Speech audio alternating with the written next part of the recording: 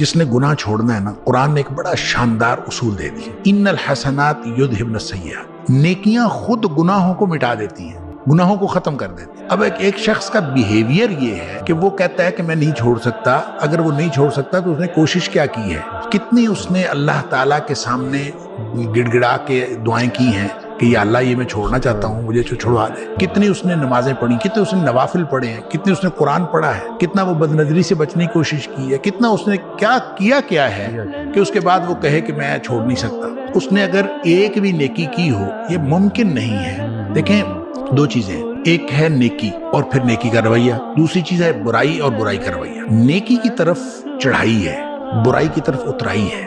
برائی میں بہت جلدی آپ چلے جاتے ہیں، نیکی میں اپنے آپ کو بڑا باندھ کے لے جانا پڑتا ہے، بڑا زور لگتا ہے، تو لہٰذا اپنے نفس کو پورا باندھ کے اوپر چڑھانا پڑتا ہے۔ اور اگر وہ کوئی نیکی کی طرف آتا ہے تو یہ ممکن ہی نہیں کہ اس کی طبیعت کے اوپر، اس کے دل کے اوپر، اس کے دماغ کے اوپر اس کے اچھے اثرات نہ ہوں، یہ ممکن ہی نہیں۔ دوسری طرف اترائی ہے، ظاہر ہے جو اترائی ہے یہ بیک وقت چڑھائی اور اترائی نہیں ہو سکتی۔ جب چڑھائی ہو رہی ہوتی ہے تو اترائی کے اندر فرق پڑ رہا ہوتا ہے، آپ دوسری طرف جا رہے ہوتے ہیں، اپوزٹ ڈائمینشن میں آپ جا رہے ہوتے ہیں، اور اگر آپ جا رہے ہوں اترائی کی طرف تو پھر آپ کی وہ جو چڑھائی ہے وہ اترائی میں بدل رہی ہے اور آپ اپوزٹ ڈائمینشن میں جا رہے ہیں۔ اس کا مطلب یہ ہوا کہ نیکی اور بدی دونوں برابر ایک وقت میں نہیں ہو رہے ہوتے۔ بالکل جب نیکی ہو رہی ہوتی ہے تو آپ بدی سے دور جا رہے ہوتے ہیں، ڈسٹینس کریٹ ہو رہا ہے۔ تو وہ اگر آپ نے کرنا ہے تو آپ ہمت کریں۔ یہ ہو نہیں سکتا وہ کہے کہ میں نیکی کر رہا ہوں لیکن وہ چھوڑ نہیں سکتا۔